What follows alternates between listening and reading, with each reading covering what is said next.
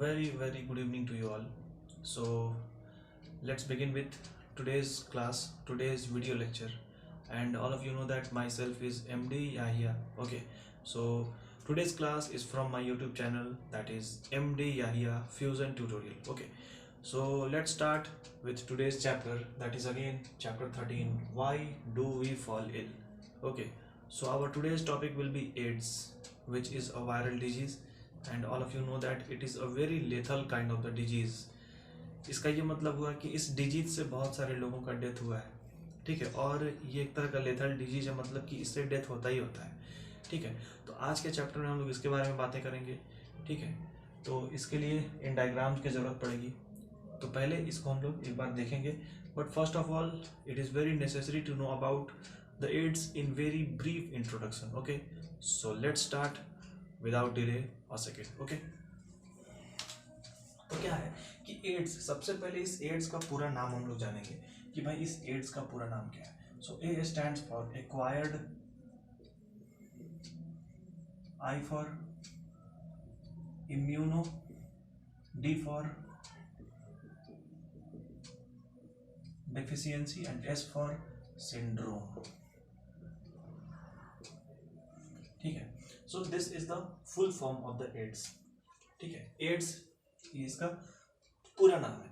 इसके नाम में ही पता चलता है कि भाई एक्वायर्ड कहने का मतलब क्या होता है। एक्वायर्ड का मतलब होता है कि जो कि हमें आफ्टर बर्थ कहीं से मिले, that is after birth. Disease बहुत तरह के होते हैं, कुछ ऐसे डिजीज होते हैं जो हमें बाई बर्थ मिल जाते हैं, कुछ ऐसे डिजीज होते हैं जो बर्थ होने के बाद मिलता है, जन्म के बाद मिलता है। तो जो चीज जन्म के बाद मिलता है वो एक्वायर्ड होता है, means that is infectious disease. Infectious disease क्या है? जन्म के बाद किसी न किसी के इन्फेक्टेड पर्सन के कांटेक्ट में आने के बाद जो डिजीज हो जाए, those disease are said to be acquired disease. Okay, तो ये एक तरह का एक्वायर्ड डिजीज है जो कि इम्यून में, अपने इम्यून सिस्टम में कुछ ना कुछ कमी आ जाती है, डेफिशिएंसी हो जाती है, और ये वो बीमारी है जो सीधे अपने इम्यून सिस्टम को वीक बना देती है। एड्स में होता कुछ नहीं है, होता क्या चीज़ है कि सीधा का सीधा इम्यून सिस्टम ही वीक हो जाता है। The entire immune system gets very weak, और इसी वजह से एड्स पेशेंट की डेथ हो जाती है। एड्स पेशेंट के लिए हर सांस पे मौत का पता लिखा हुआ होता है, क्योंकि जब इम्यून सिस्टम कमज़ोर हो जाएगा, तो ये बात सबको पता है कि इस पूरे सराउंडिंग्स में माइक्रो ऑर्गेनिजम्स घूम रहे हैं। Okay, and through the help of air current, those micro organism entered inside our respiratory system, respiratory tract, where they can live and where they can multiply themselves, through which the patient sick.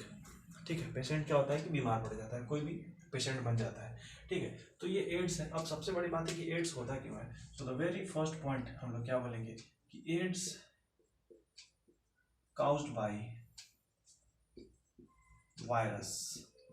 So AIDS एक तरह का viral disease है, ये virus के through होता है। उस virus का नाम क्या है?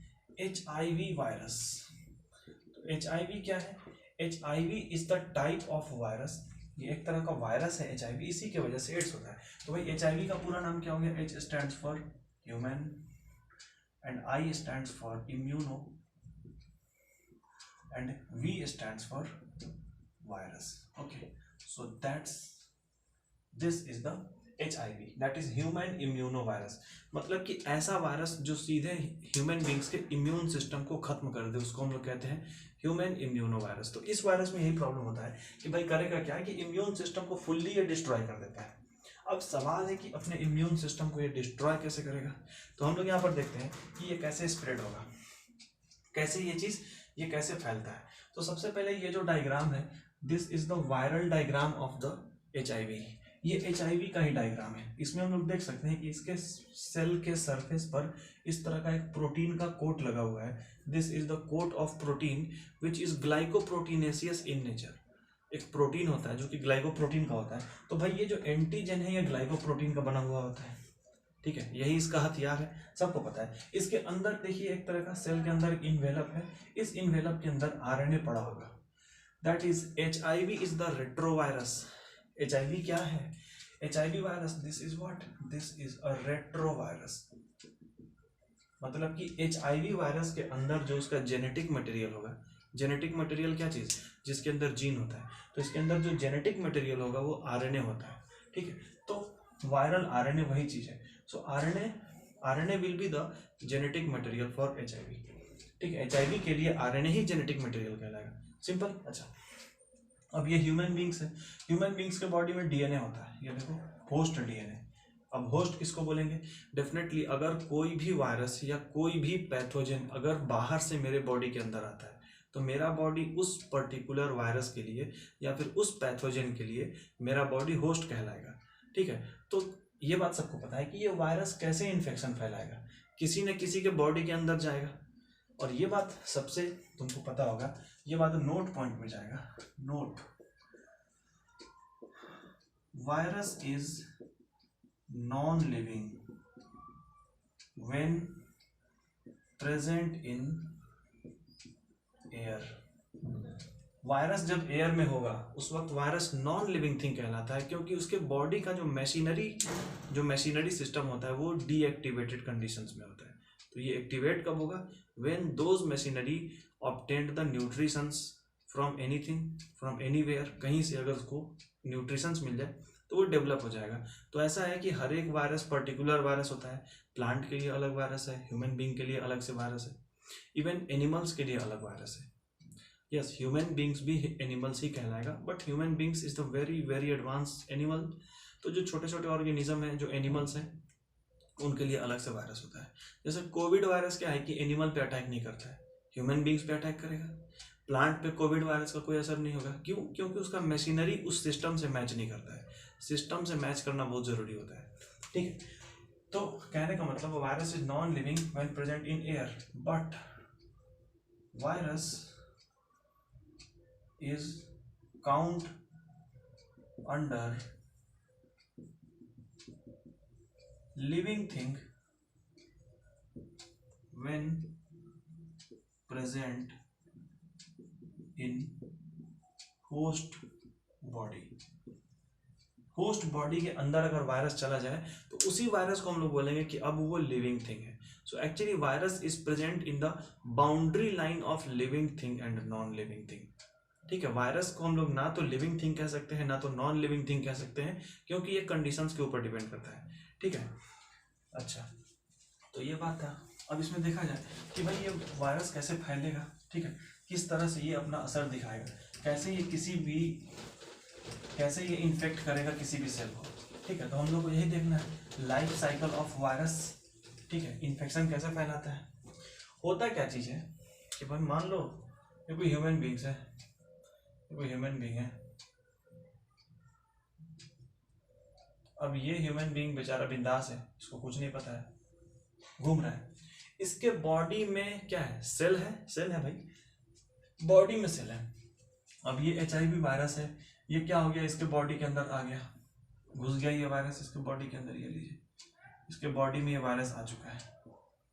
अब क्या होगा, ये वायरस अपने इस आरएनए को इसके बॉडी में क्या करेगा? मल्टीप्लाई करना शुरू करेगा, अपना कॉपी बनाएगा। कैसे कॉपी बनाता है? तो सबसे बड़ी बात ये है कि ये जो आरएनए का ये जो एचआईवी वायरस है, ये करता क्या है कि सबसे पहले इसका साइट होता है, ये डब्ल्यूबीसी को डिस्ट्रॉय करना स्टार्ट कर देता है। And we know what about WBC, that is white blood cell. और व्हाइट ब्लड सेल वो सेल होता है जिससे अपने बॉडी का इम्यून सिस्टम इम्प्रूव होता है।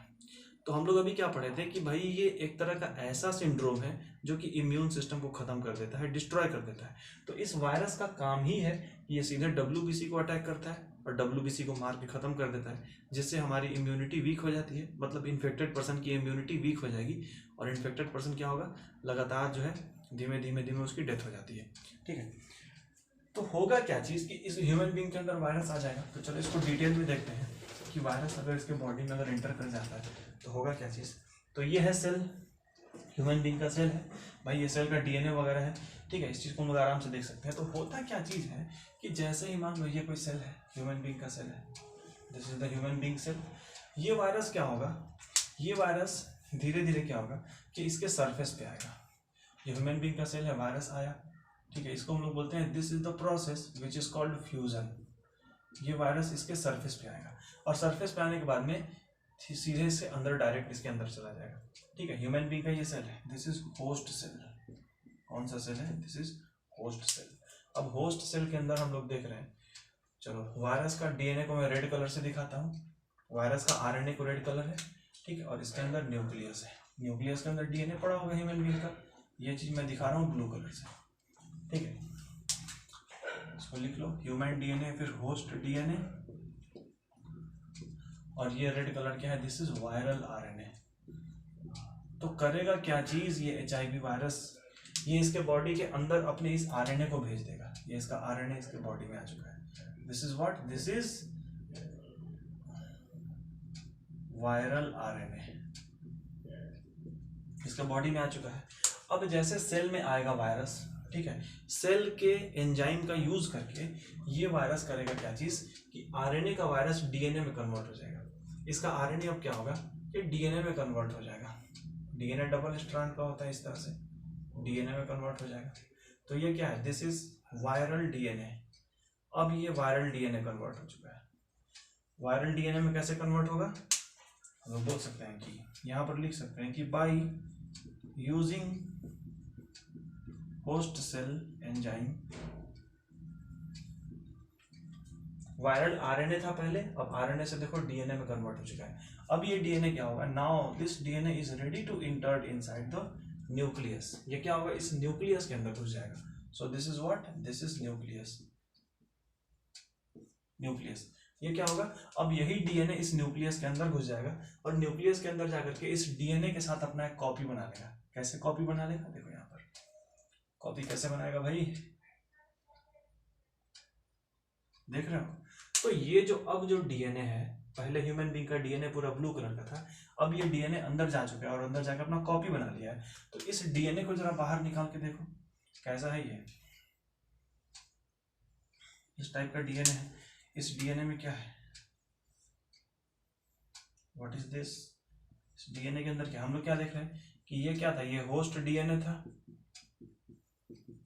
और ये देखो this one is what, this is viral DNA, ये वायरल डीएनए है। तो हम लोग क्या देख रहे हैं कि इस अब इसी सेल के अंदर, मतलब कि जिस ह्यूमन बीइंग के अंदर ये वायरस इंटर करेगा उसके अंदर अपना डीएनए इंजेक्ट कर देता है, अपना डीएनए का कॉपी बना लेता है, और अब देखो बिल्कुल नए टाइप का डीएनए बन गया है। तो इस डीएनए में क्या है कि वायरल डीएनए भी प्रेजेंट है। अब ये वायरल डीएनए करता क्या है कि अपने ही बॉडी के अंदर, इस वायरस के बॉडी के अंदर और भी कुछ कुछ एंजाइम्स, कुछ कुछ प्रोटीन्स होते हैं, उसी प्रोटीन का यूज करके ये क्या करेगा कि इसके अंदर, ये तो हम बाहर दिखा रहे हैं, इसके अंदर क्या होगा कि लीजिए अपना जो है नंबर बढ़ाना शुरू कर देगा, अपना मल्टीपल बनाना शुरू कर देगा, इसके अंदर ढेर सारा जो है वायरस बनना शुरू हो जाएगा। ये लीजिए वायरस, कैसे, इसके डीएनए का यूज करके ढेर सारा वायरस बनना शुरू हो जाएगा, ठीक है, वायरस बनना शुरू हो जाएगा। और ये वायरस बाद में क्या करेगा कि इस सेल को बर्स्टिंग कर देगा, और बर्स्टिंग करने के बाद में यहाँ से बाहर निकल जाएगा, ये सब यहाँ से बाहर रिलीज हो जाएगा, बॉडी में रिलीज हो जाएगा, बॉडी के अंदर रिलीज हो जाएगा, मतलब बॉडी के अंदर अपना मल्टीपल कॉपीज बढ़ाना शुरू कर देगा, बॉडी के अंदर अपना नंबर ऑफ पॉपुलेशन ये बढ़ाना शुरू कर देगा। तो ये वायरस सब कहाँ जा रहा है, ये वायरस कहाँ जा रहा है, bursting host cell and release them out for the attack another cell, body के अंदर जो दूसरा सेल होगा उस पर ये जाके अटैक करेगा। इस तरह से धीरे धीरे क्या होता है कि जिस पर्सन को एड्स होता है, जिसके बॉडी में एचआईवी एंटर कर चुका है, उसके बॉडी में नंबर ऑफ मल्टीपल बढ़ता चला जाता है, और नंबर ऑफ मल्टीपल बढ़ने की वजह से पर्सन की डेथ हो जाती है, ठीक है। तो ये बात समझ में आया है। अब इसमें क्या है, ठीक है, इसका स्क्रीनशॉट लेना चाहते हो तो जल्दी से ले लो, ओके, ठीक है। चलो अब देखो, अब क्या है कि इसमें अब सबसे बड़ी बात है कि इसका प्रोसेस क्या है, किस तरह से ये वायरस बॉडी के अंदर घुसता है, लाइफ साइकिल ऑफ वायरस। तो एक हेडिंग देंगे हम लोग कि life cycle of HIV, life cycle of HIV. HIV का लाइफ साइकिल क्या है, प्रोसेस क्या है, सबसे पहले क्या हुआ, fused with host cell, host cell के साथ फ्यूज हुआ। उसके बाद में सेकंड में क्या हुआ, inject their RNA and converted into viral DNA through using enzyme का यूज करके। उसके बाद क्या होगा, then now viral DNA entered inside nucleus and hijack the host DNA to make the viral DNA copy। Viral DNA का copy बनेगा। उसके बाद नेक्स्ट प्रोसेस में क्या होगा, viral DNA used some protein to form new HIV virus inside cell, and as like this HIV virus increase their number of multiple inside host cell, ये host cell के अंदर अपना नंबर ऑफ मल्टीपल बढ़ाते चला जाएगा। तो ये था लाइफ साइकिल ऑफ HIV। ठीक है, अभी हम लोग देखेंगे कि आखिर ये इस तरह से HIV एड्स कैसे फैलता है। So if you want then you can take screenshot of this. Let's see, चलो आगे देखो। अब सवाल है ये HIV वायरस कैसे स्प्रेड करेगा, कैसे फैलेगा। ठीक है, तो हम लोग क्या बोलेंगे, स्प्रेड। कैसे फैलता है ये, तो सबसे पहली बात है कि थ्रू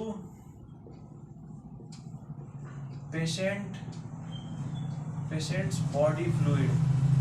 बॉडी का कोई भी फ्लूइड हो सकता है। फ्लूइड में ब्लड हो सकता है, फ्लूइड में बॉडी का इंटरनल स्पर्म या ओवम, अगर मेल है तो स्पर्म, फीमेल है तो ovum, saliva, this is also fluid. तो थ्रू पेशेंट बॉडी फ्लूइड मतलब कि जिसको भी वायरस, जिसको भी एड्स हो चुका है, अगर उसके बॉडी से कोई भी अगर फ्लूइड अगर एक्सचेंज हो जाता है, जैसे साथ में बैठ के खाना खा रहे हैं तो सलाइवा का एक्सचेंज हो सकता है, या फिर during the time of sexual intercourse sperm and ovum body का क्या होता है कि फ्लूइड एक्सचेंज हो सकता है, इंटरनल फिजिकल कॉन्टैक्ट, या फिर अगर बॉडी का सलाइवा एक्सचेंज हो सकता है during the time of the very deepest kissing. इस तरह से क्या होता है कि बॉडी का फ्लूइड अगर एक्सचेंज हो जाए तो स्प्रेड ये फैल सकता है।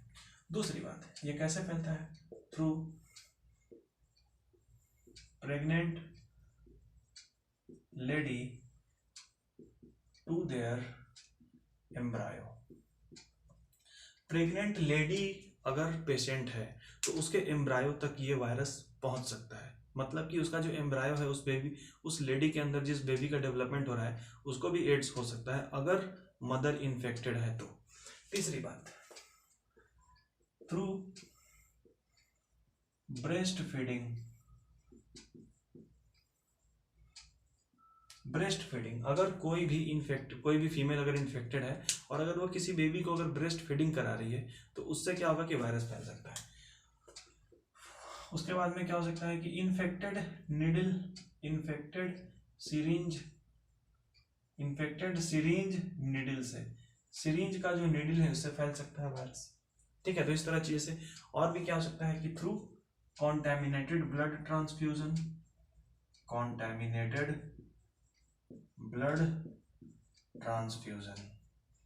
ब्लड कॉन्टैमिनेटेड मतलब कि किसी को अगर एड्स हो चुका है और वो अपने ब्लड को अगर डोनेट कर देता है और वही अगर कॉन्टैमिनेटेड ब्लड अगर किसी हेल्दी पर्सन को दे दिया जाए तो फिर हेल्दी पर्सन भी उसमें इन्फेक्टेड हो सकता है। उसके बाद ये कैसे नहीं फैलता है, इसका नॉट स्प्रेड। ये कैसे नहीं फैलेगा, अगर मान लो किसी को अगर एड्स हो गया है तो उस पर्सन से बातचीत करने, उस पर्सन के साथ रहने से, उससे हैंड शेकिंग से या गले मिलने से ये चीज नहीं फैलता है। नॉट स्प्रेड, पहला बाई हैंड शेक, हाथ मिलाने से नहीं फैलेगा। दूसरी बात, वॉकिंग, अगर साथ में अगर आप घूम रहे हैं तो उससे नहीं फैलेगा। ठीक है, मतलब कि अगर फिजिकल टच हो रहा है, मतलब नॉर्मली फिजिकल टच, हाथ मिलाना या फिर गले मिलना, साथ में घूमना, बातचीत करना, साथ में बैठ के एक साथ खेलना कूदना, इससे नहीं होता है। क्योंकि ये एड्स कैसे फैलता है? थ्रू बॉडी फ्लूइड से फैलता है। ठीक है, तो भाई उसके बाद में हगिंग से नहीं फैलता ये। गले मिलना, सुनो क्या होता है भाई? गले मिलना। एक तो इस गले मिलना का अजीब तरह का इंग्लिश वर्ड है, हगिंग बड़ा बोलने में अजीब लगता है। ठीक है, तो गले मिलने से भी ये चीज़ नहीं फैलता है। ठीक है, साथ में खाना खाने से भी नहीं फैलता है, लेकिन ये थोड़ा सा रिस्की हो सकता है, ये एक डेंजरस कंडीशन हो सकता है, यहाँ पर ये चीज़ फैल सकता है। तो साथ में खाना नहीं खाया जाए तो बेहतर है। तो ऐसा नहीं है कि जो HIV पॉजिटिव होता है उसको समाज से बाहर निकाल दिया जाए, ऐसा कुछ भी नहीं है। अगर चाहा जा सकता है तो उसके, अगर वो पेशेंट अगर अपने हाइजीन को मेंटेन रखता है सही से ठीक ठाक, तो उसके साथ एक नॉर्मल जिंदगी गुजारा जा सकता है। ठीक है, इसमें कोई भी प्रॉब्लम नहीं है। ठीक है, उसके बाद सबसे बड़ी बात है कि इसका इंक्यूबेशन पीरियड, इसका सिम्टम क्या होता है। ये फैलने का तरीका बता दिया मैंने, कैसे फैलेगा कैसे नहीं फैलेगा। अब इसका सिम्टम क्या होगा? तो सबसे बड़ी बात है कि इसका इंक्यूबेशन पीरियड क्या होता है। भाई इंक्यूबेशन पीरियड किसको बोलते हैं? इंक्यूबेशन पीरियड मतलब कि इसका इंक्यूबेशन पीरियड होता है फ्रॉम 10 to 15 ईयर्स। मतलब इंक्यूबेशन पीरियड मतलब क्या, कि बॉडी में जिस दिन वायरस एंटर करेगा उसके 15 से 20 साल बाद वो वायरस अपना असर दिखाना शुरू करता है। ऐसा क्यों? This is the very big question. क्योंकि ये जो HIV का वायरस है, इसका टारगेट कौन है? इसकी लड़ाई होती है अपने बॉडी के WBC से, और WBC तो अपने आप में एक तरह का लिम्फोसाइट है जो कि एंटीबॉडी का फॉर्मेशन करता है। तो एंटीबॉडी से लड़ने के लिए इसको काफी वक्त लग जाता है WBC से लड़ने में। इसलिए क्या होता है कि ये वायरस जब किसी के बॉडी में एंटर करेगा तो शुरू में 1-2 हफ्ते के अंदर, 10-15 दिन के अंदर अंदर उस पर्सन के बॉडी में थोड़ा सा उसको बुखार होगा, थोड़ा सा सोर थ्रोट होगा, गले में खिचखिच जिसको बोलते हैं, बॉडी पेन होगा, फैटिक कंडीशन होगा, मसल पेन होगा, लेकिन फिर 1 हफ्ते के बाद वो ठीक हो जाएगा। बट आफ्टर 10 to 15 ईयर्स उसके पूरे बॉडी में इस पूरे वायरस का एक कब्जा हो जाएगा। वायरस उसके बॉडी को हाईजेक कर लेगा और पर्सन की डेथ उसी से हो जाती है। ठीक है, तो इंक्यूबेशन पीरियड इसका 10 to 15 ईयर्स होता है। इसका सिम्टम क्या है? सिम्टम, तो सिम्टम सबसे पहले क्या होगा? वेट लॉस, नाइट स्वेटिंग, रात में पसीना। ठीक है, night sweating, loss of appetite, भूख का ना लगना, और क्या बोल सकते हैं? ठीक है, लॉस ऑफ एपेटाइट। उसके बाद क्या होगा? Lower abdominal itching, lower abdominal part itching, lower abdomen itching, body का लोअर एब्डोमेन, कमर के नीचे क्या होगा? इचिंग होगा। उसके बाद में sexual organ inflammation, sexual organ में जलन का होना, ये सारी चीजें जो है इसका सिम्टम है।